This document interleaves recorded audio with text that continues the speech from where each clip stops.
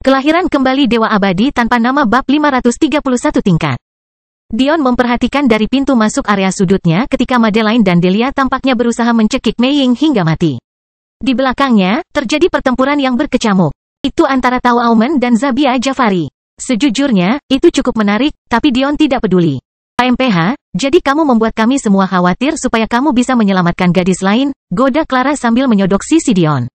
Dion terbatuk. Saya melakukan perbuatan baik, dan beginikah cara Anda memperlakukan saya? Setidaknya kamu bisa mengatakan sesuatu, cemberutri. Kami khawatir. Oke, maaf, Dion melingkarkan lengannya di bahu Ri sambil mencium kepalanya. Clara menggelengkan kepalanya. Naik dan punya 2 istri dan tiba-tiba lupa bagaimana cara meminta maaf kepada teman-temannya. Apa yang terjadi pada kawan sebelum cangkul? Dion menyeringai. Jadi kamu mengaku kalau kamu laki-laki sekarang? Sejujurnya, aku sudah mengetahuinya selama ini. Bagaimana bisa seorang wanita menjadi begitu agresif? Secara harfiah tidak ada kualitas penebusan. Clara mencubit sisi tubuh Dion. Dion melompat, berpura-pura terluka untuk menenangkan Clara. Berapa kali mereka memanggil namaku saat aku pergi? Tanya Dion. Dia tidak mengira dia sudah pergi lama. Tapi, pertarungan bela diri bisa berlangsung berjam-jam, tapi bisa juga berlangsung beberapa detik. Jika pertarungan yang dia lewatkan hanya dalam hitungan detik, dia mungkin sudah melewatkan sebagian besar event tersebut. Kamu dipanggil 3 kali, kata Ri sambil mengerutkan kening. Mereka jelas melakukannya dengan sengaja. Tidak ada orang lain yang dipanggil lebih dari 1 kali. Tapi, pria Kaetlem itu dan Thor langsung mengundurkan diri. Mereka kebetulan adalah 2 lawan Anda, jadi saat ini Anda mengalami 2 kekalahan dan 2 kemenangan. Clara selesai. Benar-benar, Dion mengangkat alisnya. Kaetlem dia bisa mengerti. Tapi, Thor adalah kejutan yang menyenangkan. Sepertinya aku tidak salah menilaimu. Aku serahkan pada Ava apakah dia memaafkan adikmu atau tidak. Tapi, kalian berdua pantas mendapatkan bantuanku. Siapa orang yang membuatku kalah? Tanya Dion. Selain Vidar, ada orang bernama Jess Clyde. Jawab Ri. Baiklah, bukan masalah besar. Sejujurnya, dengan susunan pemain ini, saya mungkin masih bisa mendapatkan 3 besar. Dion melihat dari balik bahunya lagi. Dia menyadari sesuatu yang aneh pada pertarungan antara Tao dan Zabia, hampir seperti terhenti. Tapi, dia tidak terlalu memikirkan hal itu. Mei Ying, panggil Dion. Mendongak, Mei Ying dengan mata berkabut muncul dari balik bahu Madeline. Aku akan mengubah penampilanmu sedikit. Mungkin masih ada beberapa musuh yang mengintai di sekitar sini, dan mungkin tidak baik bagi Anda untuk keluar-keluar. Mei Ying mengangguk, membiarkan mata Dion bersinar keemasan dan mengubah wajahnya. Matanya meredup menjadi coklat yang tenang dan wajahnya menjadi lebih tajam, berbeda dengan kelembutan biasanya. Pertarungan berikutnya, suara Penatua dan menggelegar. Oh, Dion menoleh, Tao Aumen menang, ya. Menarik. Saru Shruti vs Vidar Ragnar? Baiklah, kata Dion, menyelesaikan dengan Mei Ying. Setelah turnamen, kami akan mencari kesempatan untuk menjelaskan semuanya kepada Raja Belmont. Mei Ying mengangguk, tetapi bahkan sebelum dia bisa menyelesaikan aksinya, suara Penatua dan kembali menggelegar. Victor, Saru Shruti. Dion mendengus tertawa. Mungkin sudah 5 detik, dan dia sudah kalah? Itu menyedihkan bahkan menurut standarnya. Kamu tidak boleh tertawa, kata Clara menggoda, secara teknis, kamu kalah dari dia. Dia sudah menyebutmu pengecut selama beberapa jam ini. Pertandingan selanjutnya, Lionel Belmont vs Thor Ragnar. Seolah-olah, 10 gerakan sudah lebih dari cukup baginya. Faktanya, ini terlalu berlebihan. Tentu, Clara tampaknya bersenang-senang dengan ini. Dia tahu bahwa Dion tidak akan pernah ragu melepaskan gengsinya untuk menyelamatkan salah satu dari mereka. Tapi itu tidak berarti dia suka namanya diinjak-injak. Kamu tidak pernah memberiku buku-buku tentang susunan alkimia yang kamu janjikan. Oh, benar, pemenang, Lionel Belmont, suara Penatua dan menggelegar. Awalnya Dion kaget. Apakah Lionel sekuat itu? Tapi, ketika dia menoleh, dia menyadari bahwa Thor telah mengundurkan diri lagi. Sepertinya dia sama sekali tidak tertarik untuk masuk 10 besar. Entah itu, atau dia sedang menghemat kekuatannya. Ini dia, Dion tersenyum ketika cincinnya menyala, menumpuk banyak buku tingkat pemula di samping Clara. Pertandingan selanjutnya, Saru Shruti vs Dede, Elderden berhenti, menggelengkan kepalanya dan mencibir, Victor, mata Dion berbinar. Dalam sekejap, tubuhnya menghilang dari posisinya. Suara Dion tiba-tiba menyela Penatua dan, maaf soal itu, aku di sini sekarang. Penatua dan mengerutkan kening, melihat ke bawah ke arah Dion. Apakah kamu menganggap turnamen ini sebagai lelucon? Tidak ada hal lain yang ingin Penatua dan sebut sebagai Dion selain pengecut, tetapi bahkan dia tahu betapa konyolnya hal itu kedengarannya.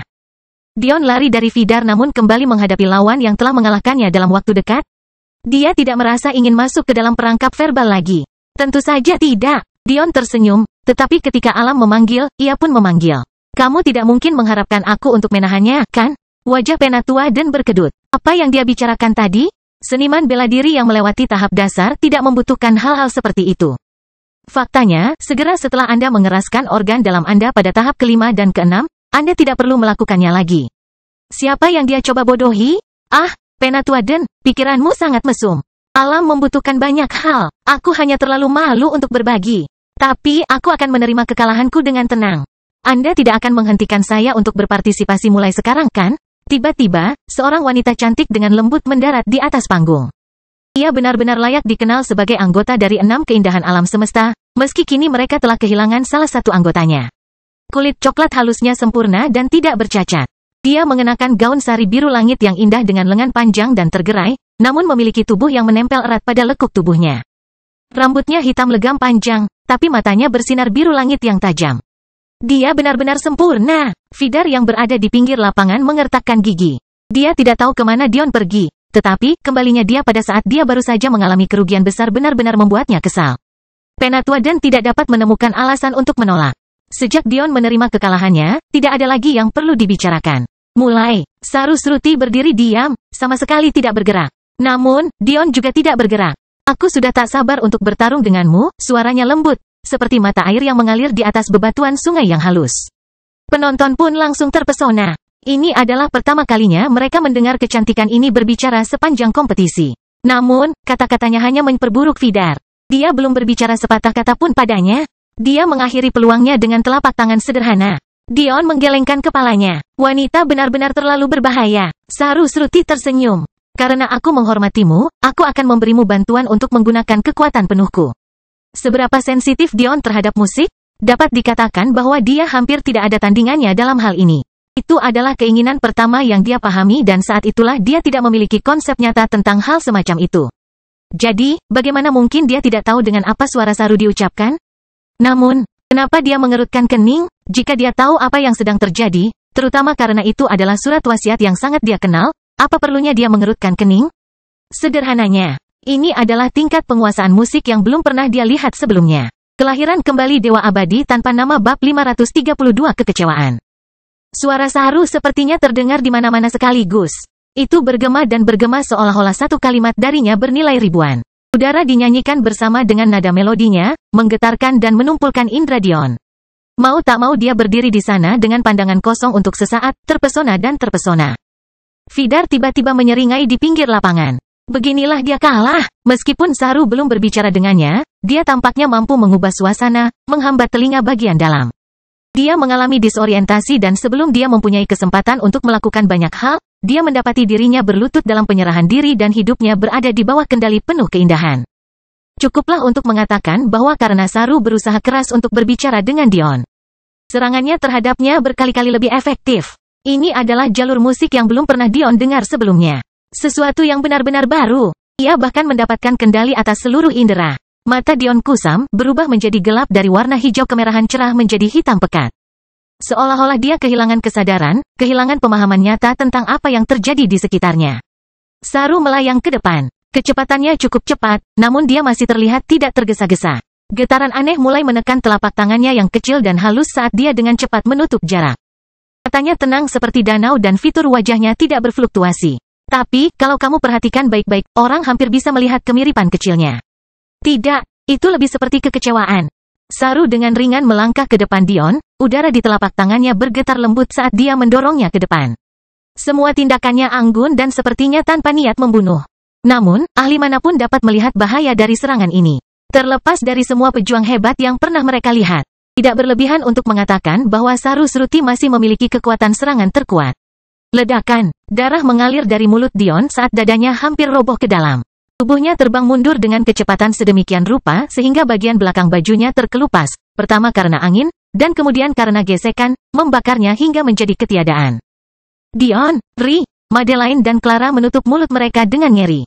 Mereka sudah terbiasa dengan Dion yang memiliki segalanya dalam kendalinya, begitu terbiasa dengan kemampuan dia untuk memikirkan segala sesuatunya sebelum dia memasuki bahaya nyata. Namun, kali ini dia gagal. Bahkan saat dia melawan Femi, meski ada titik di mana sepertinya dia akan kalah, setidaknya dia mampu melakukan perlawanan terlebih dahulu.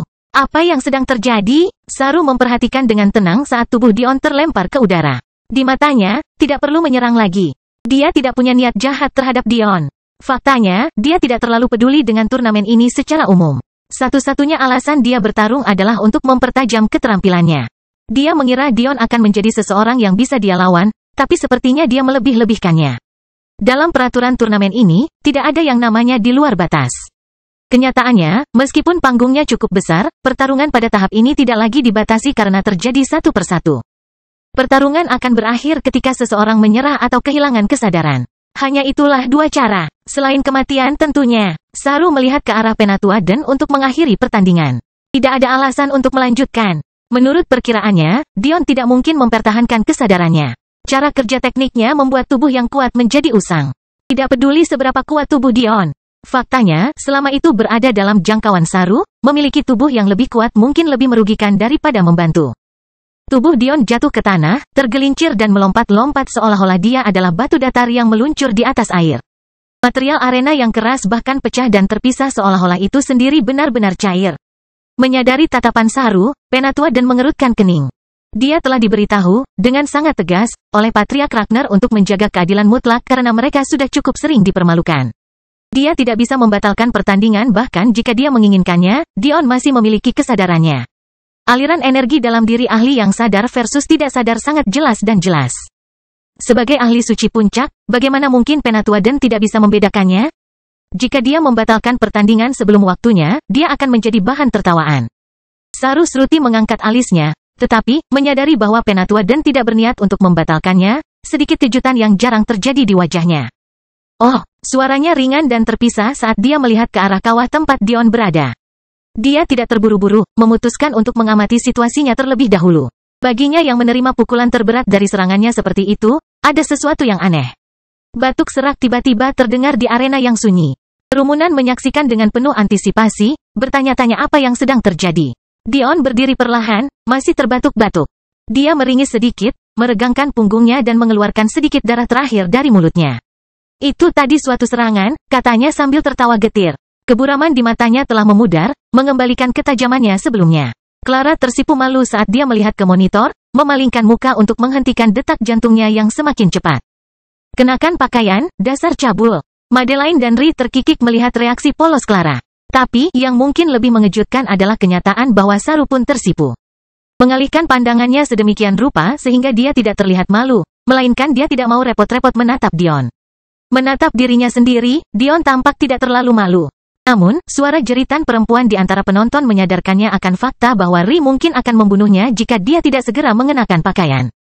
Meregangkan lehernya, mata Dion bersinar dengan emas, menggantikan pakaiannya yang hilang dalam sekejap. Dion melompat, mendorong dirinya dengan kemauan angin hingga dia jatuh dengan lembut beberapa meter di depan Saru. Harus kukatakan, teknikmu cukup berbahaya, tentu tidak mudah untuk melawannya. Tapi, jika hanya itu yang ada, aku khawatir aku harus mengecewakan kecantikan lain hari ini. Kelahiran kembali Dewa Abadi tanpa nama bab 533 pertama. Saru Sruti mengangkat alisnya. Dia mencoba mencari tahu apakah karakter Dion ini sedang menggertak atau tidak. Di satu sisi, tidak masuk akal baginya untuk mengetahui tekniknya hanya dalam sekejap. Itu terlalu rumit, berlapis-lapis, dan sejujurnya, tingkatnya terlalu tinggi untuk alam semesta ini. Tapi, di sisi lain, dia jelas berdiri di hadapannya, baik-baik saja.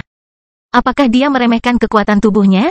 Atau ada masalah lain dengan perhitungannya? Tidak, Saru menggelengkan kepalanya dalam hati, perhitunganku tidak pernah salah. Sejujurnya, aku terkejut, Dion berkata, masih meregangkan kekusutan di tubuhnya agar tidak terlempar sejauh ini, untuk wanita secantik itu pada dasarnya adalah seorang kultivator tubuh. Itu cukup menarik. Saru membeku, matanya menyipit. Vidar mengertakkan giginya. Dion sudah bertahan lebih lama dari sebelumnya, dan dia jelas telah keluar dari keadaan yang tidak mampu dia lakukan. Sejujurnya, pemahaman Vidar tentang wasiat masih dangkal. Itu adalah kelemahan utamanya dan alasan mengapa ayahnya tidak ragu-ragu untuk menjadikan Thor sebagai jenius nomor 2. Jika dia bukan putranya, Vidar mungkin tidak akan memiliki posisi itu sejak awal. Itu dikombinasikan dengan fakta bahwa Saru tidak melebih-lebihkan ketika dia mengatakan bahwa tekniknya jauh di atas segalanya dari alam semesta ini, dan Vidar tidak punya peluang. Dia tidak punya pengalaman, juga tidak punya bakat. Tiba-tiba, ruang di sekitar Dion mulai beriak. Kamu, Saru tidak tahu bagaimana perasaannya. Apa yang dia lihat, saya tidak percaya. Dia berkata dengan menantang. Saru melesat ke depan, tidak lagi menunggu dan pastinya tidak sabar lagi. Telapak tangannya yang halus terentang, menggoyangkan udara di sekitarnya dan menekannya menjadi sebuah serangan. Suasana di sekitar mereka mulai terasa berat dan ilusi seperti pada awalnya. Lonceng tiba-tiba muncul di sepanjang gaun biru langit Saru, menyebabkan suara siulan korosif memenuhi atmosfer. Tidak diragukan lagi bahwa tingkat serangan terhadap indera ini telah mencapai tingkat yang belum pernah terjadi sebelumnya. Para penonton di sekitar mulai kehilangan fokus pada mata mereka, menjadi bingung. Beberapa dari mereka yang bahkan lebih lemah mulai mengeluarkan darah dari telinga mereka, sepertinya tidak menyadari apa yang terjadi pada mereka. Pada titik ini, kerugian yang dialami penonton tidak bisa lagi diabaikan. Sejauh mana generasi muda mampu melakukan hal seperti itu? Ini belum pernah terjadi pada turnamen dunia sebelumnya. Sesepuh keluarga Kefesitas tidak punya pilihan selain muncul keluar. Bertindak sebagai pelindung beberapa bagian sekaligus. Alam semesta ini tidak memiliki arai alkimia pada tingkat yang diperlukan untuk memberikan perlindungan semacam itu. Menyediakan susunan untuk amplifikasi suara dari proyeksi gambar sudah mencapai batasnya. Jika bukan karena sekte rusa surgawi sebelumnya, bahkan perjalanan antar planet pun hampir mustahil. Dalam sekejap, Saru muncul di hadapan Dion. Telapak tangannya mengarah keluar, jelas lebih ganas. Kemurnian putih yang aneh terkondensasi dengan serangannya, menyebabkan tingkat bahayanya semakin meningkat. Mata Dion bersinar dengan fokus tingkat tinggi sebelum telapak tangannya juga mengarah keluar. Udara di antara serangan mereka terkompresi, berubah menjadi ruang hampa yang sangat kuat hingga ubin di bawah kaki mereka meledak keluar. Untuk sesaat, sepertinya mereka berimbang. Baik Saru dan Dion berdiri di jalan buntu, telapak tangan tampak bersentuhan, tapi sebenarnya, mereka dipisahkan oleh lapisan tipis udara yang mudah menguap. Tiba-tiba, kulit telapak tangan Dion terkelupas, terbelah dan meletus dalam gunungan darah saat tubuhnya sekali lagi diterbangkan tanpa penyesalan. Namun, Saru sama sekali tidak senang saat dia melihatnya sekali lagi meluncur di udara dan tanah. Tidak butuh waktu lama bagi Dion untuk bangun kali ini. Dia segera bangun, berkedip ke arah Saru dan mengarahkan telapak tangannya keluar lagi. Telapak tangan Saru menamparkan Dion lagi, energi putih anehnya menjadi lebih kuat seiring dengan meningkatnya kegelisahannya. Namun, meski diterbangkan untuk ketiga kalinya, Dion tampak tidak gelisah. Faktanya, ada senyuman tipis di wajahnya. Kerumunan tampak kebingungan. Mengapa hal ini hanya sepihak? Dan sejak itu, mengapa Dion belum menyerah? Seruan ejekan mulai menghujani saat nyanyian agar Dion menyerah semakin keras. Vidar berdiri di pinggir lapangan, mencibir di satu sisi, dan menghela nafas lega di sisi lain. Jadi bagaimana jika dia bertahan lebih lama? Pikir Vidar. Kalaupun ada, itu hanya membuat Vidar terlihat lebih pintar karena bisa mengundurkan diri lebih cepat. Yang satu tahu batasannya, dan yang lain tidak. Konon, kerutan di wajah Saru menceritakan kisah yang sama sekali berbeda. Faktanya, jika ada yang benar-benar memperhatikan, mereka akan menyadari bahwa dia sudah lama berhenti mencoba menggunakan teknik kebingungannya. Mengapa? Karena itu tidak berhasil. Dion melompat ke atas untuk kelima kalinya, pakaiannya benar-benar tanpa cedera dan senyuman di wajahnya semakin menawan. Waktunya untuk serius, bukan? Dia berkata dengan ringan ketika kulitnya sedikit menonjol karena gelisah. Keinginan Kaisar Iblis. Babak 1. Tahap 3. Kesempurnaan. Kecepatan Dion mencapai ketinggian baru. Ledakan suara dan lingkaran udara yang gelisah meledak di belakangnya saat dia mengirimkan telapak tangan ke-6 ke arah Saru. Cibiran Vidar semakin lebar ketika kerumunan terus mencemooh, menyerukan agar Penatua dan mengakhirinya. Namun, sesuatu yang mengejutkan terjadi. Ledakan, telapak tangan Saru dan Dion bertemu.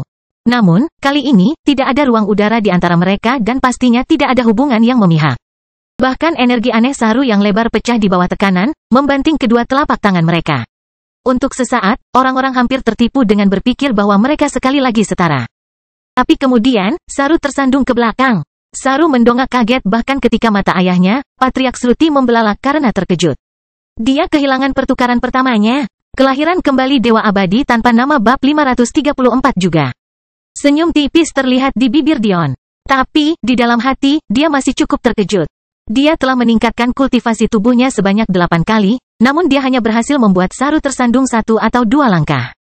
Mungkin bagian yang paling meresahkan adalah kenyataan bahwa dia yakin bahwa sebagai seorang kultivator tubuh, tekniknya tidak terbatas pada hal ini. Belum lagi telapak tangannya masih gemetar karena kontak mereka. Saya tidak akan bisa mengalahkannya hanya dengan pengembangan tubuh. Dion berpikir dalam hati. Untuk mengetahuinya begitu cepat. Kamu benar-benar jenius yang sia-sia. Saru berkata dengan ringan, namun kata-kata terakhirnya diucapkan langsung ke dalam pikiran Dion. Jenius yang terbuang. Dion mengangkat alis tetapi tidak terlalu memikirkannya. Teknikmu cukup pintar, tapi aku punya terlalu banyak pengalaman dalam surat wasiat yang kamu gunakan sehingga butuh waktu lama bagiku untuk memahaminya. Jawab Dion. Saru menggelengkan kepalanya, melangkah ke depan untuk berbenturan dengan Dion sekali lagi. Pertempuran mereka berkecamuk, riak-riak di angkasa dan udara bertekanan mengirimkan dentuman keras dan keras ke telinga orang-orang yang hadir. Sepertinya kamu tidak mengerti, kata Saru, wajahnya tenang meskipun serangan dahsyat mereka sepertinya menyebabkan dunia runtuh. Kamu tidak normal. Dion tersenyum ringan ketika dia mulai melapisi telapak tangannya dengan keinginan surgawi, mencari cara untuk menghancurkan energi putih aneh Saru. Ini lebih karena kamu meremehkan dunia asalku, jawab Dion. Keduanya bentrok, tubuh mereka berdua terlempar. Sebuah arai muncul di belakang Dion dalam sekejap saat sayap meledak dari punggungnya. Angin kencang akan mempertajam serangan telapak tangannya dan dia mengirimkan gelombang demi gelombang udara terkompresi ke arah sosok Saru yang mundur. Teknik pertamamu adalah trik sederhana. Anda mengacaukan indera dengan menggunakan kombinasi pesan yang dikirim energi esensi dengan pesan dunia nyata. Sesuatu yang sederhana seperti mengeluarkan suara yang benar-benar datang dari kanan, namun seolah-olah datang dari kiri, dapat menimbulkan rasa ketidakseimbangan dan kebingungan yang aneh. Dion perlahan menjelaskan bahkan ketika susunan senjata neraka berputar, ratusan mengarah langsung ke Saru. Telinga bagian dalam sendiri sudah penting dalam menjaga keseimbangan. Jadi, jika Anda menambahkan tingkat kerumitan ekstra dengan mengganggu fungsinya, maka Anda memiliki teknik yang membuat seseorang berada dalam keadaan linglung yang tidak nyaman. Saru dengan santai menghindari serangan Dion, melewatinya dengan mudah. Klannya memiliki teknik pengindraannya sendiri yang sekali lagi memanfaatkan getaran dan kemauan musik. Dia bisa menghindari serangan ini bahkan dengan mata tertutup jika dia mau. Tapi, terlepas dari penampilan luarnya, keterkejutan di hatinya sungguh berlebihan.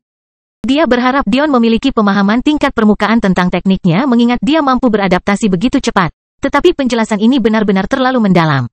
Pada level Saru, itulah cara kerja tekniknya. Pagoda neraka senjata Dion berkembang pesat, membuat arena di sekitarnya menjadi kegelapan menakutkan dengan warna hitam dan merah yang menetes. Sebuah lembing meluncur keluar dari pintunya, mendarat di tangan Dion sebagai formasi cahaya putih yang menyilaukan. Tapi telapak tanganmu menyerang, lanjut Dion sambil melapisi lembingnya dengan pedang tajam dan kemauan angin sebelum memompa kehendak iblis yang begitu murni hingga kulitnya semakin memerah. Itu cukup istimewa dan itulah yang membuat saya membutuhkan sedikit waktu untuk membalasnya. Lengan Dion terangkat ke depan, tanpa henti mengirimkan lembingnya ke arah wajah Saru yang tenang. Langkah Shruti, pertunjukan pertama. Tubuh Saru yang melengkung bergetar, tangannya bertepuk tangan saat kakinya terangkat sebelum jatuh dengan lembut.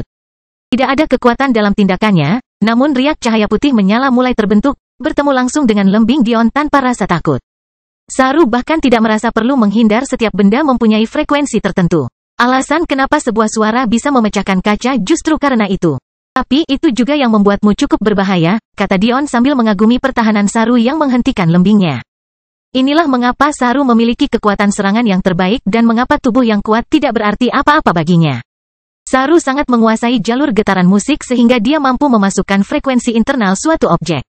Dia kemudian akan menggunakan informasi itu untuk mengirimkan serangan telapak tangan pada frekuensi ini untuk menghancurkan target serangannya dalam sekejap.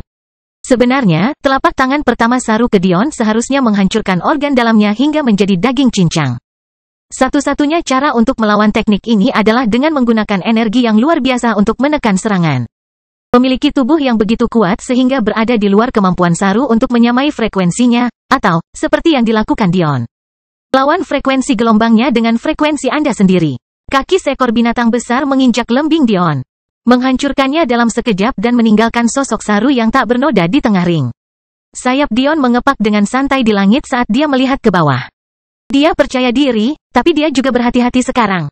Meskipun Saru telah menunjukkan lebih dari cukup bakat untuk masuk 10 besar, dia pasti masih menahan lebih banyak kekuatannya. Pertanyaannya adalah, apa batasannya? Tiba-tiba, aura putih Saru menguat ke tingkat yang baru. Mata biru tajamnya memucat hingga menjadi seputih energi yang mengamuk di sekelilingnya. Detik berikutnya, aura penindasan dan kerajaan memenuhi stadion. Dion membutuhkan beberapa saat untuk mengenali jalan kemauan. Jalan kedaulatan. Rambut coklat panjang Saru berkibar liar saat auranya terus berkembang.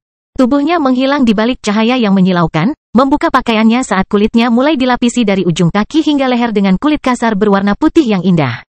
Pola emas dan hitam membuntuti tubuhnya, melengkapi warna putih tirani. Pada akhirnya, bahkan rambutnya pun menjadi negeri ajaib dengan cahaya yang menyilaukan.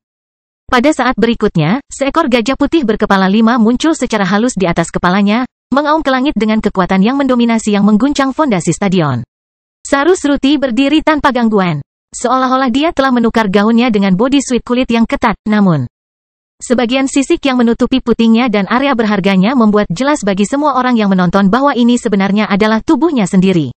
Dia seperti iblis betina, namun kecantikannya telah dibawa ke tingkat yang sangat menindas sehingga menjadi sulit bagi orang yang melihatnya untuk mengendalikan diri.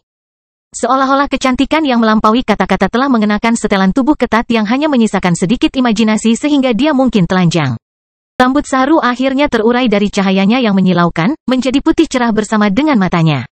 Kamu seharusnya bangga, kata Saru ringan, suaranya terdengar seperti seorang ratu. Meskipun ini akan berakhir sebelum kamu dapat menikmati perasaan itu, ketahuilah bahwa kamu adalah generasi pertama yang aku miliki. Untuk menggunakan transformasi ini, kaki Saru tenggelam ke dalam arena, memecahkan ubin. Bukan karena dia mencoba melakukannya. Dia terlalu berat sekarang. Datang. Kelahiran kembali Dewa Abadi tanpa nama bab 535 bahaya.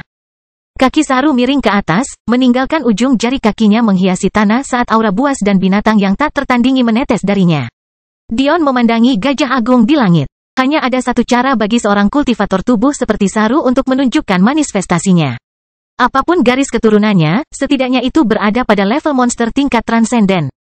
Ayo. Ya, Dion memperhatikan dalam diam saat Saru terus tenggelam ke dalam tanah. Tampaknya arena itu sendiri bisa runtuh kapan saja. Untuk pertama kalinya dalam kompetisi ini, manifestasi humanoid Dion muncul. Aura yang mendominasi membanjiri arena, berbenturan dengan keinginan kedaulatan Saru. Itu melirik ke sekeliling, mencekik semua orang yang melihatnya. Kesombongan, kepercayaan diri, penghinaan yang tak terkendali terhadap semua orang yang bahkan berpikir untuk melihatnya. 6 lingkaran emas hitam menyala muncul dengan lembut di belakang sepasang sayap kembarnya saat keinginan muncul di sekitar Dion. Matanya memerah, membawa bintik-bintik emas dan ungu saat dia mendorong mata Asura keluarga Matilde dengan berani muncul. Dunia menjadi jelas dalam sekejap. Semuanya begitu jelas bahkan dengan suara kerumunan yang mengamuk, Dion bisa melihat dan mendengar detak jantung Saru yang kencang. Darahnya terpompa dengan sangat kuat dan dengan vitalitas sedemikian rupa sehingga kekuatannya tidak dapat dipertanyakan. Tiba-tiba, yang bisa didengar Dion hanyalah detak jantungnya sendiri. Bukan karena kerumunan itu telah membungkam dirinya sendiri, atau bahwa dia telah memasuki suatu zona. Suara itu benar-benar tidak sampai ke telinga mereka. Dan kemudian, Saru menyerang. Kecepatannya sangat menyilaukan, sesuatu yang bahkan tidak dapat ditandingi oleh para Sein tingkat rendah. Dia kabur di monitor, menghilang dari pandangan. Namun, gerakannya sangat jelas bagi Dion. Gelang logam hitamnya menjadi hidup, tampak seperti pisau setinggi 6 kaki di tangannya. Lintasan Saru tidak berubah. Setiap ototnya tertekuk serentak, seperti mesin yang memutar seluruh pistonnya sekaligus.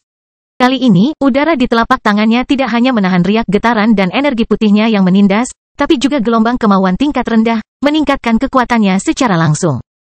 Gerakan Dion lambat, tapi disengaja. Pedangnya diayunkan dengan ki yang menyatu sempurna dengan aura ruangnya yang berkilauan. Membelah ruang menjadi dua dengan kekuatan sedemikian rupa sehingga suara robekan yang berbeda bahkan memenuhi ruang mereka yang seperti vakum. Dalam sekejap, bilah pedang bertemu dengan telapak tangan.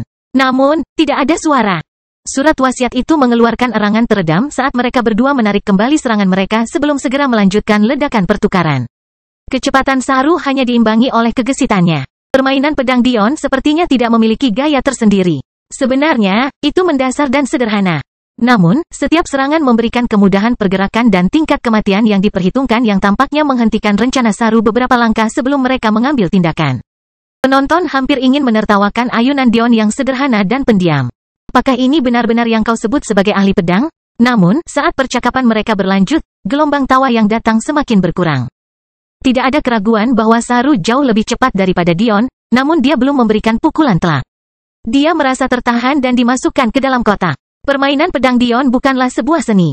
Itu adalah ilmu pengetahuan. Ruang di sekitar lagu pedang hitam legam Dion dengan keunggulan bersiul, dengan sempurna melawan setiap upaya Saru. Pendekar pedang di antara kerumunan itu tidak tahu bagaimana perasaannya. Apakah ini benar-benar disiplin yang telah mereka pelajari sepanjang hidup mereka? Itu sangat kasar. Pedang dan ruang tingkat pertama yang sederhana akan menari di sepanjang pedang Dion sambil terus meminimalkan gerakannya. Yang sedikit diperhatikan adalah seiring berjalannya waktu, gerakannya menjadi lebih minimalis. Dan dengan setiap ayunan lengannya, keinginan pada pedangnya menjadi semakin tipis dan tajam. Wajah Saru tetap tenang, tapi hatinya menari-nari liar. Apapun yang dilakukan Dion padanya sekarang tampak konyol. Dan entah bagaimana, dia merasakan firasat bahwa dia masih belajar. Telapak tangannya menyerang lagi, bertemu dengan pedang Dion untuk pertukaran mereka yang mungkin ke-100. Saru meringis, kakinya membenamkan dirinya ke tanah saat dia mundur dengan eksplosif. Melihat telapak tangannya, ciri-ciri Saru berfluktuasi untuk pertama kalinya.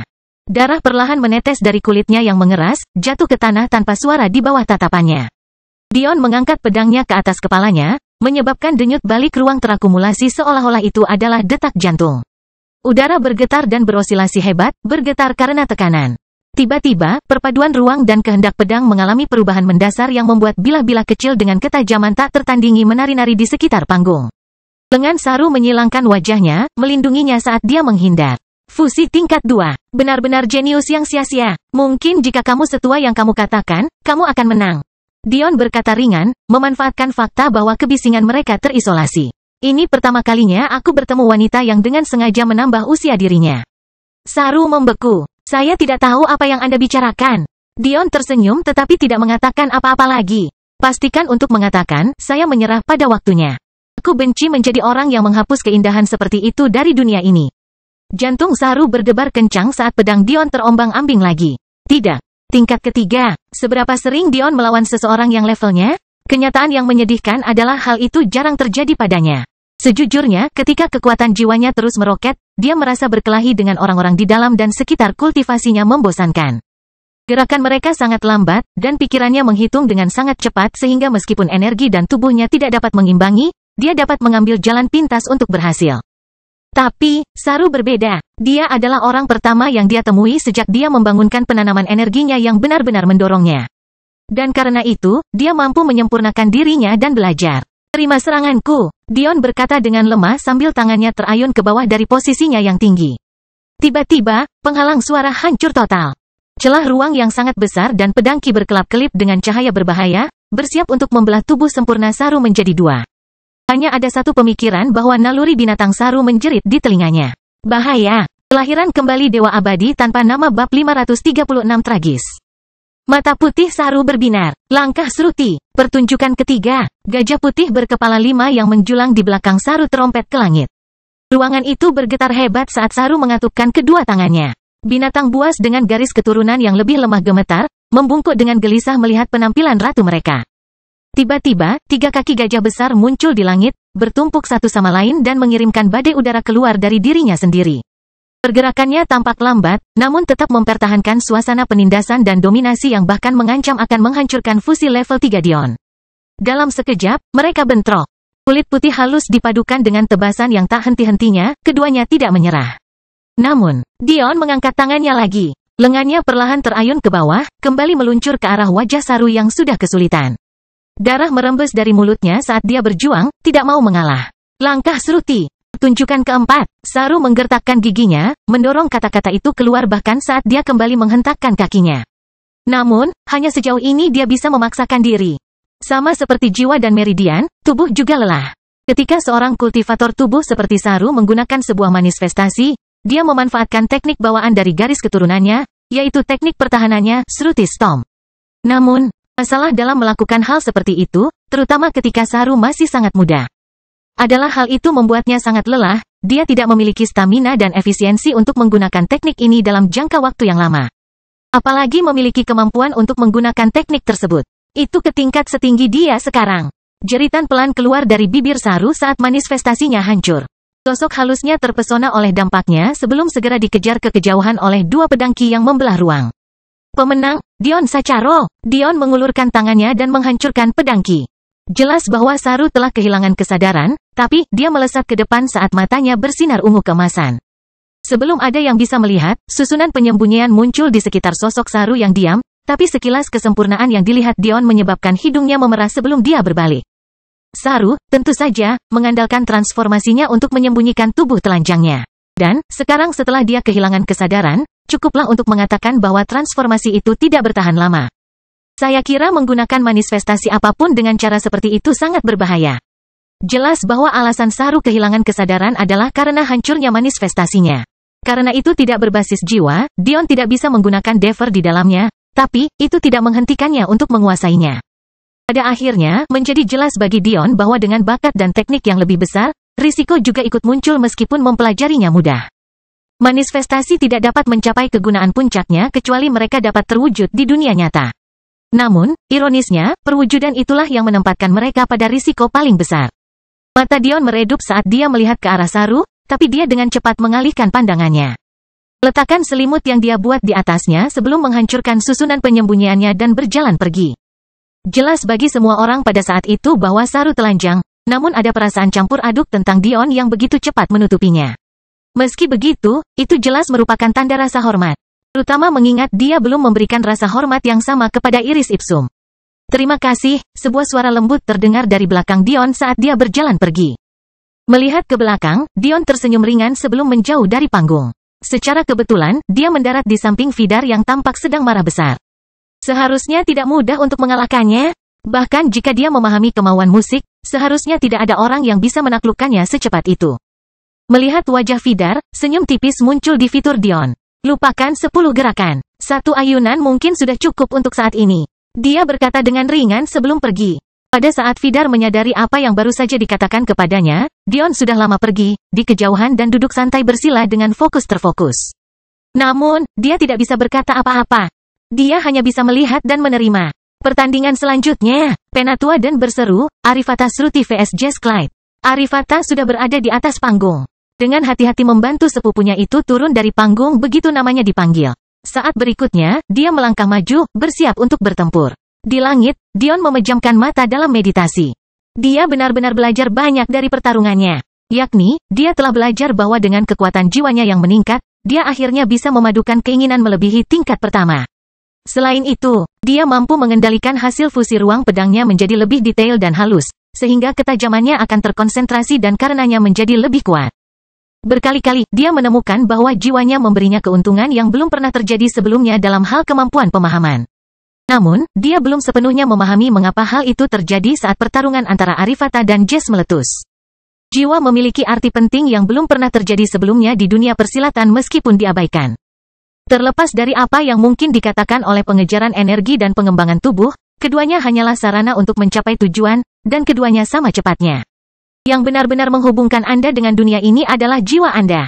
Ketika leluhur klan tidur untuk meningkatkan karma mereka selama reinkarnasi, jiwa merekalah yang mengikat mereka ke dunia ini dan memberi mereka kesempatan. Ketika Anda mencapai puncak kultivasi fana, jiwa Andalah yang membantu Anda membentuk dao Anda. Ketika Anda melampaui segalanya, jiwa Andalah yang menampung kultivasi Anda, membentuk benih keyakinan dan menyebarkannya sesuai keinginan Anda. Jiwa tidak diragukan lagi adalah fondasi dari segala sesuatu, inti yang membentuk dunia Anda dan cara Anda memandang segala sesuatu di sekitar Anda. Tanpa jiwa, Anda terputus dari dunia dengan cara yang hanya bisa digambarkan sebagai tragis. Kelahiran kembali Dewa Abadi tanpa nama bab 537 pertandingan selanjutnya. Meridian Dion bergetar selama meditasinya, tetapi dia dengan paksa menekannya sekali lagi, tidak mau melakukan terobosan dalam budidaya energinya saat ini. Dia hampir bisa merasakan meridian individualnya perlahan-lahan menjadi kedalaman tanpa dasar. Seolah-olah mereka mendekati batas tak terhingga. Namun, dia menenangkan diri, mengetahui bahwa prosesnya akan memakan waktu lebih lama dari yang terlihat. Pertarungan Arifata dan Jess sepertinya berlangsung paling lama. Arifata adalah seorang kultivator tubuh, seperti Saru. Tapi, dia tidak memiliki transformasi tubuh yang sama seperti yang dimiliki Saru. Entah karena garis keturunannya tidak cukup kuat, atau dia tidak cukup sabar untuk mampu melakukannya. Meski begitu, hal itu tidak menghentikan getaran keinginannya untuk menjadi kuat. Namun di sisi lain, Jess cukup pintar untuk menggunakan serangan balasannya sendiri. Sebagai ahli kehendak angin, ia mampu meniru metode Madeline dalam menciptakan ruang hampa agar osilasi di udara tidak mempengaruhi dirinya. Sangat mungkin jika Jess tidak pernah melihat pertarungan Madeline, dia tidak akan pernah memahami hal ini. Namun, di sisi lain, ia patut mendapat pujian karena cukup pandai dalam memahami apa yang dilakukan Madeline, mengapa ia melakukannya, dan bagaimana ia melakukannya. Namun pada akhirnya, Arifata berhasil bertahan lebih lama dari Jess. Karena kultivasi tubuhnya, staminanya menjadi jauh lebih baik. Jess tidak terbiasa dengan teknik Madeline, dan karena itu, kurang efisien dan membuang banyak energi. Pada akhirnya, itu adalah resep kegagalannya. Pemenang, Arifata Shruti. Pertempuran berlanjut sampai semua orang telah bertarung total dalam 5 pertempuran. Karena Dion sudah begitu sering dipanggil, dia dengan senang hati tidak dipanggil lagi. Menjadi sangat jelas bagi semua orang bahwa pertandingan acak ini tidaklah begitu acak. Vidar membanggakan satu kemenangan melawan kehilangan Dion, dan satu lagi kemenangan melawan kekalahan Thor. Namun, dia jelas tidak senang dengan hal itu karena selain dari dua kekalahan itu, dia sepertinya tidak bisa membeli kemenangan lagi. Bahkan Caitlyn yang kebobolan 4 pertandingan lainnya memutuskan untuk melawannya dan menang. Setelah pertarungannya melawan Vidar, Caitlyn mengambil kesempatan itu untuk terlebih dahulu kehilangan sisa pertandingannya bersama Thor, meninggalkan mereka berdua di peringkat ke-10 dan ke-9 untuk turnamen tersebut. Thor, tentu saja, berada di urutan ke-10 dan Caitlyn berada di urutan ke-9. Karena keduanya, semua orang memiliki setidaknya 2 kemenangan, dan dengan demikian akan mendapat peringkat di atas mereka. Menjelang tahap akhir, Jess Clyde meraih 3 kemenangan, cukup beruntung menerima 3 kali kehilangan karena ia menjadi salah satu lawan Dion selama ketidakhadirannya. Dion juga meraih 3 kemenangan, 2 kekalahan, dan 1 melawan Saru Shruti. Karena Dion sempat menahan diri, Saru bisa bertarung kembali setelah mendapat perawatan. Meskipun dia tampaknya tidak berada dalam kondisi prima mengingat manifestasinya telah hancur, dia telah melewati kompetisi bahkan tanpa transformasi tubuhnya. Dalam kondisinya saat ini, dia masih percaya diri dalam peringkat 5 besar. Tapi, tatapannya sepertinya lebih sering beralih ke Dion daripada yang ingin dia akui pada dirinya sendiri. Dia tidak bisa tidak memikirkan bukan hanya tentang pertarungannya, tetapi juga pernyataan tajam Dion tentang usia sebenarnya. Kontestan teratas belum pernah bertemu satu sama lain selain Zabia dan Tao. Namun pertandingan tersebut kurang seru sehingga Tao menang. Dion sendiri menganggap pertandingan itu aneh, tetapi dia sibuk mencoba mengkonsolidasikan apa yang telah dia pelajari. Di antara kontestan yang tersisa, hanya Tao Auman dan Lionel Belmont yang tidak mengalami kekalahan. Dengan adanya imbang 4 arah untuk kemenangan antara Dion, Vidar, Jess dan Arifata, banyak yang mengira bahwa peringkatnya sudah cukup baik ketika mencapai puncak. Namun, itu hanya sampai Arifata dan Dion sama-sama dipanggil ke atas panggung dan Arifata langsung mengakui rasa terima kasihnya karena Dion melindungi martabat nyonya muda mereka. Dengan itu, Dion, Saru dan Zabia menjadi imbang, masing-masing dengan 4 kemenangan, dengan hanya Lionel dan Tao di atas mereka dengan 5 kemenangan. Kemudian, Saru dan Zabia bertarung. Itu adalah pertarungan yang hebat, tapi sekali lagi aneh. Saru menang, maju ke 5 kemenangan. Tapi, mau tak mau Dion sekali lagi merasa ada yang aneh dengan Zabia. Matanya tampak dingin, terlalu dingin. Namun, niat membunuhnya tidak dilepaskan pada lawannya. Dia sepertinya sedang menunggu sesuatu. Tidak, seseorang. Kemenangan dan kekalahan tidak lagi penting baginya. Berkali-kali dia memikirkan apa yang baru saja dia pelajari pada hari itu, tapi sepertinya dia tidak bisa memusatkan amarahnya. Tidak ketika amarahnya tertuju pada orang yang salah. Tadi pagi, Zabia sangat gembira. Ibunya secara tidak sengaja membocorkan bahwa beberapa bulan sebelumnya, dia merasakan kehidupan dalam diri istrinya, Ulu. Namun, dia memilih untuk tidak berkata apa-apa karena itu adalah momen yang harus dibagikan oleh seorang suami dan istri. Seringkali, pasangan suami istri menyembunyikan informasi tersebut dari publik sampai jangka waktu tertentu telah berlalu. Baru setelah itu mereka akan membagikannya kepada keluarga dan teman. Tapi, Ibu Zabia mulai gelisah. Sudah hampir 3 bulan sekarang. Dia telah berkata, "Kenapa kalian berdua tidak memberitahuku bahwa aku akan mempunyai seorang cucu?" Kata-katanya begitu ceria dan menggoda. Hal ini membuat Zabia menjadi gila, kebahagiaan total membanjiri indranya saat dia terlalu bercanda mencaci maki istrinya karena terlalu berhati-hati dan pendiam. "Kau terlalu perhitungan, Ulu kecil. Bagaimana mungkin kamu tidak memberitahu suamimu?" Ia sempat tertawa terbahak-bahak sambil main-main menempelkan telinganya ke perut istrinya. Dia tidak menyadari bibir Ulu bergetar. Dia tidak memperhatikan wajahnya yang pucat. Dan pada saat dia melakukannya, dan rasa sakit yang menyengat menyerang indranya. Sudah terlambat untuk menariknya kembali. Semua kegembiraannya, semua antisipasinya, semua rencananya, semuanya runtuh. Pertandingan selanjutnya, Dion Sacharov vs Zabia Jafari. Kelahiran kembali Dewa Abadi tanpa nama bab 538 hari ini. Dion berdiri diam di seberang Zabia. Bukan rahasia lagi bahwa pria ini memiliki hubungan dengan Ulu, tetapi Dion bukanlah tipe orang yang suka memindahkan dosa satu sama lain. Baginya, Ulu sudah membayar mahal atas kesalahannya dan akan menanggung akibatnya seumur hidupnya. Apakah hubungan antara Ulu dan Zabia dekat atau jauh, itu tidak relevan baginya. Namun, Zabia memasang ekspresi yang sangat gelap sehingga suasananya tampak berubah menjadi berat sebagai respons. Momentumnya dalam dan bergemuruh, pikirannya seolah terwujud dan terbentuk di dunia nyata, membawa kekuatan yang tersembunyi namun menjulang tinggi bersamanya. Planet Nyx adalah planet yang berspesialisasi dalam sejumlah kemauan dan disiplin langka, masing-masing lebih menyusahkan dan menakjubkan daripada yang lain.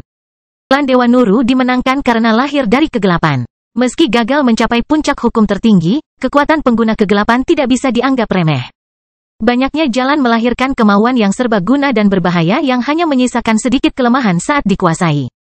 Klan Dewa Lepna adalah klan ahli jiwa dan roh.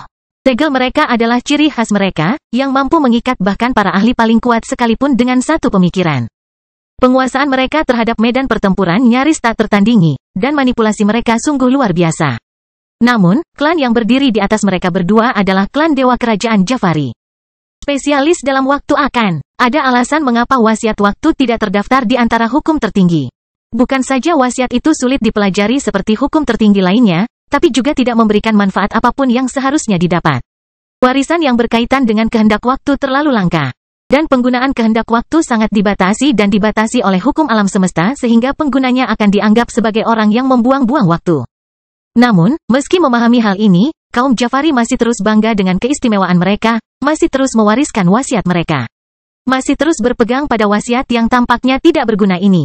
Bahkan Dion hanya mempertahankan wasiat waktunya untuk memanfaatkan perpaduannya dengan wasiat ruangnya.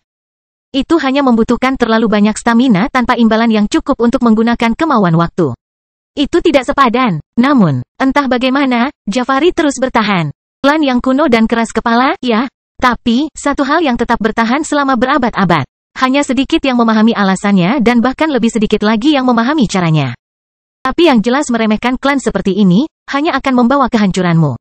Hampir setengah menit telah berlalu sejak Dion dan Zabia melangkah ke lantai arena, namun tidak ada yang bergerak. Kerumunan tidak berani mengatakan apapun. Jika ini adalah pertandingan lain, kemungkinan besar mereka sudah mulai mencemooh sekarang. Tapi ada sesuatu yang berbeda pada pertandingan ini. Ada sebuah cerita yang tidak mereka ketahui. Ulu menyaksikan diam-diam dari kubu planet Nyx. Ekspresinya mati, dan matanya hampa. Kegelapan yang pekat memenuhi ruangan saat suasana hati semua orang tampak selaras.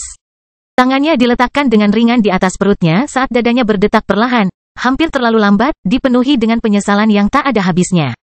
Mengapa dia melakukan apa yang telah dia lakukan? Apakah pada akhirnya itu sepadan?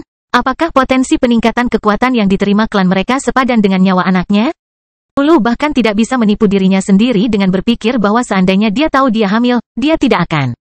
Tidak terpikir untuk melakukan hal itu pada Ri. Dia ingin percaya bahwa mungkin jika dia memiliki lebih banyak naluri keibuan. Sedikit lebih banyak simpati dan pandangan ke depan. Dia akan mampu menghindari semua ini. Namun sekarang yang dia miliki hanyalah seorang bayi di dalam perutnya yang tidak dia pahami. Apakah anaknya sudah meninggal? Apakah penting jika anak mereka masih hidup? Dengan rahimnya yang tersegel, bagaimana dia bisa melahirkan? Ulu adalah bagian dari klan Dewa Lepna. Tentu saja, dengan kepekaannya terhadap teknik tipe sensorik, dia seharusnya menjadi orang pertama yang menyadari bahwa dia hamil. Tapi, tampaknya orang yang lebih tua jauh lebih kuat. Sampai pagi ini, dia bahkan belum mengetahui dirinya hamil sama sekali. Dan sekarang dia berharap dia tidak pernah mengetahuinya. Mungkin jika hanya rahimnya yang disegel, Zabia mungkin bisa mempertahankan rasionalitas yang cukup untuk mengutamakan rencana mereka.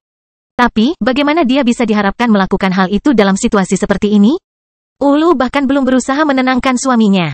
Dia tidak repot-repot mengingatkannya bahwa dia dimaksudkan untuk menyegel dan bukan membunuh Dion. Faktanya, dia bahkan tidak bisa berbicara atau berpikir jernih sepanjang hari. Yang dia rasakan hanyalah penyesalan. Penyesalan yang tak ada habisnya. Penatuaden berdiri di langit dengan ekspresi bingung di wajahnya. Sekarang, lebih dari 1 menit telah berlalu, namun tidak ada satupun prajurit yang bergerak. Dia cukup jelas pada kenyataan bahwa dia sudah lama mengatakan mulai, tapi hanya ada sedikit yang bisa dia lakukan sekarang. Dion terus berdiri diam, matanya tertuju pada Zabia yang selama ini tidak melihat ke atas dari tanah. Dilihat dari sikapnya, Dion sudah lama memahami bahwa hubungan pria ini dengan Ulu tidak sesederhana itu.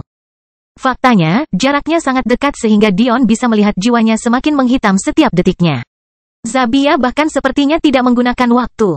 Kabut hitam yang keluar darinya tidak diragukan lagi adalah kehendak kegelapan. Tiba-tiba, kesunyian terpecah. Aku tidak peduli apa alasanmu. Saya tidak peduli apa yang menurut Anda pantas atau tidak pantas diterima istri saya.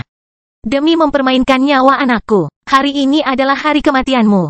Kelahiran kembali Dewa Abadi tanpa nama bab 539 deteksi.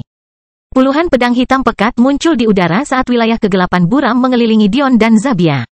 Mata Dion bersinar karena kesadaran yang tiba-tiba. Teknik ini sama dengan yang digunakan oleh Yazid melawan Vidar, namun, teknik ini berada pada level yang sangat berbeda. Itu bahkan memasukkan domain kegelapan yang digunakan untuk melawan Thor. Pedang ilusi namun nyata itu berkedip-kedip dan menghilang, tapi tiba-tiba, saat wilayahnya menebal.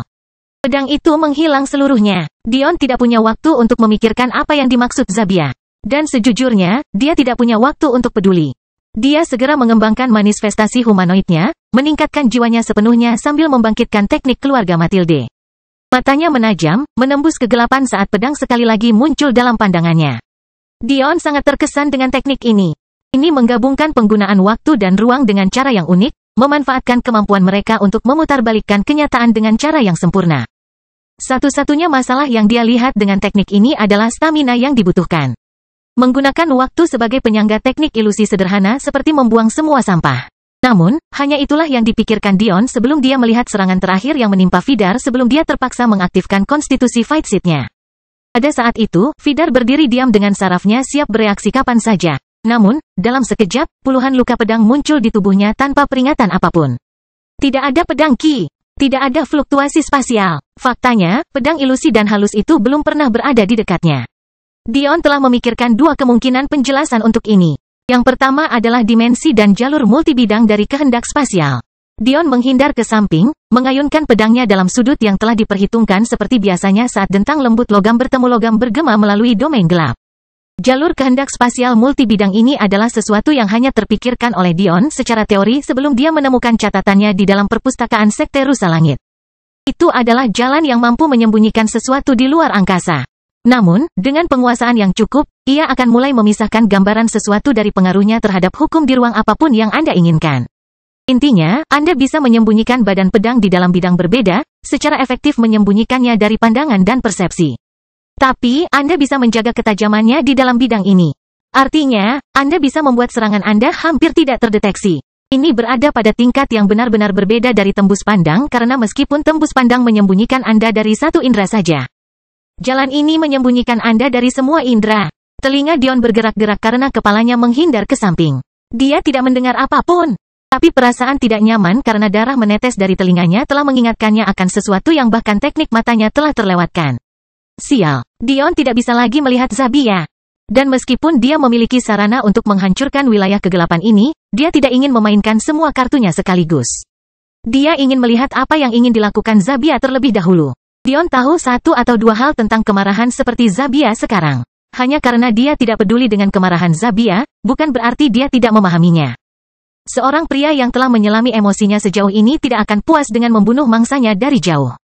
Tidak, Zabia ingin merasakan daging Dion hancur di bawah telapak tangannya, dia ingin melihat Dion menangis kesakitan dari jarak sedekat mungkin, dia ingin merobek jiwa Dion sendiri. Ini tidak lebih dari pemanasan. Zabia akan datang. Kerumunan hanya bisa menyaksikan gema samar pedang yang beradu dengan pedang terdengar. Yang bisa mereka lihat hanyalah kabut hitam pekat, namun antisipasi yang mereka rasakan belum mereda sedikit pun. Tidak lama kemudian Ri pun mengerti apa yang dimaksud Zabia. Tidak seperti Dion, dia tidak harus fokus pada pertempuran. Jadi, ketika dia mendengar Zabia menyebut seorang anak, cukuplah dikatakan bahwa dia sedang berkonflik. Dia tidak tahu bagaimana perasaannya. Ya, dia benar-benar membenci Ulu sampai ke lubuk hatinya. Seandainya Dion tidak cukup kuat untuk menyelamatkannya, bukankah mereka akan menjadi budak saat ini? Apakah Ulu akan merasa sedih karena Ri tidak bisa lagi mempunyai anak? Akankah karakter Zabia ini memberi mereka pandangan kedua? Namun, dia seharusnya merasa kasihan. Ri mengepalkan tangannya begitu erat hingga darah mulai membasahi telapak tangannya. Tapi, saat itulah sebuah tangan lembut menggenggam tangannya dan dia menoleh dan menemukan Madeline tersenyum lembut. Apa yang akan kamu lakukan? Ri bertanya dengan lembut. Madeline diri cukup lama sebelum mengalihkan pandangannya ke kubah kegelapan di kejauhan. Sebuah kubah tempat suami mereka tidak diragukan lagi berjuang untuk hidupnya. Mari percayakan jawabannya pada dia. Dia akhirnya menjawab, karena menurutku kamu sudah mengambil keputusan. Madeline tersenyum, dengan lembut mengedarkan keinginan surgawinya untuk meringankan rasa sakit di telapak tangan Ri. Isak tangis setengah tertawa keluar dari bibir Ri. Dia benar-benar sudah mengambil keputusan. Bagaimana dia bisa membiarkan seorang anak membayar dosa orang tuanya? Itu tidak adil. Tetapi, pada saat yang sama, bagaimana jika dia dan Dion juga sedang mengandung? Pada akhirnya, Ri hanya bisa menyerahkan jawabannya kepada Dion. Karena sepertinya tidak ada jawaban yang tepat. Luka berdarah terus menumpuk di seluruh tubuh Dion. Pikirannya berpacu sambil terus menghitung lagi dan lagi untuk membuat ayunan pedangnya lebih tepat. Dia sampai pada kesimpulan bahwa ini mungkin bukan jalur multi pesawat. Atau, ini bukan satu-satunya jalur. Alasannya sederhana. Kehendak luar angkasa Dion berada pada level yang lebih tinggi daripada keinginan Zabia, karena telah mencapai level keinginan ke-9. Seharusnya tidak ada apapun yang bisa disembunyikan Zabia di luar angkasa yang tidak bisa dideteksi Dion. Kelahiran kembali Dewa Abadi tanpa nama bab 540 akan kutunjukkan padamu. Terlepas dari apakah Dion menggunakan kemauan spasialnya ke tingkat puncaknya setiap saat atau tidak, itu tidak relevan. Fakta bahwa pemahamannya tentang ruang telah mencapai tingkat itu berarti bahwa tidak ada yang bisa dilewati oleh Zabia. Namun, lukanya terus bertambah.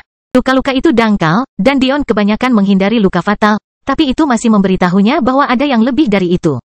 Namun, kemungkinan kedua yang dipikirkan Dion terlalu menakutkan. Jika para Jafari benar-benar mampu melakukan hal seperti itu, mereka terlalu menantang. Jika hal seperti itu mungkin terjadi, semua pemikiran bahwa waktu tidak akan menjadi hukum tertinggi akan sepenuhnya terbalik. Dia tidak mau menyimpulkan hal seperti itu dengan mudah. Tanpa sepengetahuan Dion, Zabia perlahan mendekat ke arahnya.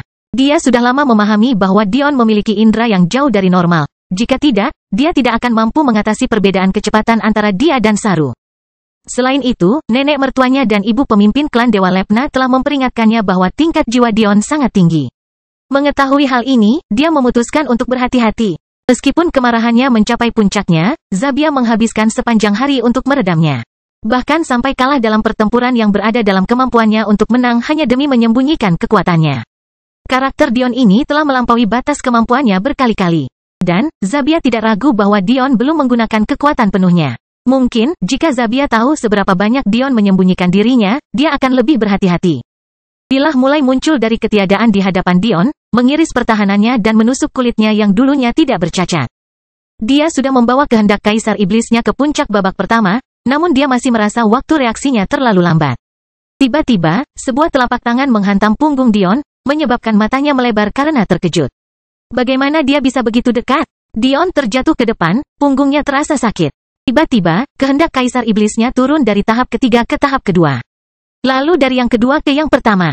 Dan kemudian berhenti berputar seluruhnya. Rasanya tubuh Dion sama rapuhnya seperti saat pertama kali melangkah ke dunia persilatan. Dia bisa merasakan segel itu mencoba masuk ke dalam pengembangan jiwanya, tetapi segel itu hancur seluruhnya. Namun, budidaya energinya tidak memiliki keberuntungan yang sama, tersegel sepenuhnya. Apa? Mata Dion berkilat serius. Tapi, sebelum dia bisa melakukan apapun, dia merasakan pedang tajam mengiris lengan kirinya. Dion telah mencoba mengelak dengan gerakan minimal seperti biasanya, tetapi dia tiba-tiba menyadari bahwa kecepatannya jauh dari kecepatan sebelumnya. Kotoran. Darah mengalir deras di lengan Dion yang tergantung lemas di sisinya. Dia segera mengalihkan kekuatan jiwanya dari observasi ke penyembuhan, tapi itu adalah bahaya instan yang terlintas di indranya lagi. Dia melompat mundur, dengan marah menciptakan susunan amplifikasi di kakinya untuk mengimbangi kecepatannya yang hilang. Lengan kanan Dion melesat ke depan, mengayun 3 kali berturut-turut dengan cepat. Bantingan logam pada logam terdengar keluar bahkan ketika lebih banyak luka muncul di punggung Dion, memotong lebih dalam karena hilangnya ketangguhan tubuhnya. Tidak butuh waktu lama bagi Dion untuk memahami apa yang terjadi. Dia curang, bagaimana seseorang seusia Dion bisa menciptakan segel yang mampu menghalangi energi dan pengembangan tubuhnya? Jika pengembangan jiwanya tidak begitu mendominasi, bukankah dia akan benar-benar tidak berdaya saat ini? Tidak ada keraguan dalam benak Dion bahwa ini adalah bantuan luar yang dibawa oleh Zabia. Tidak heran dia menggunakan domain kegelapan meskipun mengetahui bahwa itu tidak berguna melawan Dion. Itu bukan demi Dion, tapi agar tidak ada yang bisa melihat apa yang sedang terjadi. Kemarahan menumpuk di dada Dion. Dia tidak peduli jika Zabia ini ingin membalas dendam pada istrinya. Tapi yang dia pedulikan adalah mereka yang menggunakan cara-cara tercela padahal mereka jelas-jelas bersalah. Tiba-tiba, tawa yang begitu sombong dan angkuh hingga membuat para bangsawan pun menggigil terdengar dari Dion. Kekuatan jiwanya mengamuk, menerobos dari tahap orang suci bawah ke puncak tahap orang suci tengah dalam satu langkah. Sementara itu, Zabia ini menggunakan keinginan kegelapannya untuk menyembunyikan perbuatannya dari orang banyak, sambil menggunakan teknik lain untuk bersembunyi dari Dion. Itu bukanlah teknik luar angkasa. Tidak, itu adalah teknik waktu, sesuatu yang sudah cukup untuk menakuti siapapun jika digunakan oleh ahli yang tepat. Tapi saat ini, Dion tidak peduli. Pohon kehidupan dan kematian merobek ruang angkasa, merobek wilayah kegelapan dengan sekali sapuan. Sosok Zabia terungkap dalam sekejap, namun melihat Dion hanya mengalami cedera lengan, dia mengerutkan kening. Dia tidak tahu bagaimana Dion mengelak dengan semua budidayanya tersegel. Kecuali, jiwanya tidak tersegel, aku tidak ingin menyia-nyiakan kata-kataku padamu. Dion berkata sambil mencibir begitu keras hingga seolah-olah dia memperlakukan Zabia sebagai noda kotoran di bawah kakinya. Kamu pikir kamu sudah mengenal keputusasaan? Saya akan menunjukkan kepada Anda keputusasaan yang sesungguhnya. Aura liar mengamuk dari Dion, menembus kegelapan pekat sehingga bau kematian dan mawar berdarah memenuhi arena. Manifestasi humanoid Dion meraung ke langit, menyebabkan para tetua pelindung sekali lagi harus mengambil tindakan, melindungi penonton dari maksud musik yang meresap dengan pemahaman baru Dion tentang jalur getaran. Atau abu-abu dan hitam menari-nari di kulit Dion, mengubah warna karamel sehatnya menjadi putih pucat. Segel di dalam Dion terkikis hingga tidak ada, dimakan abis oleh ki kematian dalam sekejap. Tidak ada satu peluang pun yang tersisa. Dengan cepat, tubuh dan budidaya energi Dion mengamuk ke puncaknya, menerobosnya ke tahap ketiga dari kehendak kaisar iblisnya. Kerumunan gemetar bahkan ketika para dewa dan kepala klan dewa kerajaan berdiri dan hati 10 petinggi teratas direbut. Pedang Dion berubah di tangan kanannya, terus tumbuh menjadi batang setinggi 10 kaki. Pada saat berikutnya, sebilah pedang melengkung dari ujungnya, berkilau dalam kegelapan yang menakutkan saat menjulang di atas sosok Dion. Pagoda senjata di langit bergetar di angkasa, mengeluarkan kabut tebal yang menyentuh arena, mengguncang seluruh stadion. Hukum tertinggi yang tidak muncul di dunia persilatan sejak kematian burung Phoenix akhirnya muncul kembali. Sabit Dion menyapu seluruh tubuhnya, mengirimkan badai angin yang mengamuk di udara dan menghancurkan tanah di bawah kakinya. Akan kutunjukkan padamu kematian.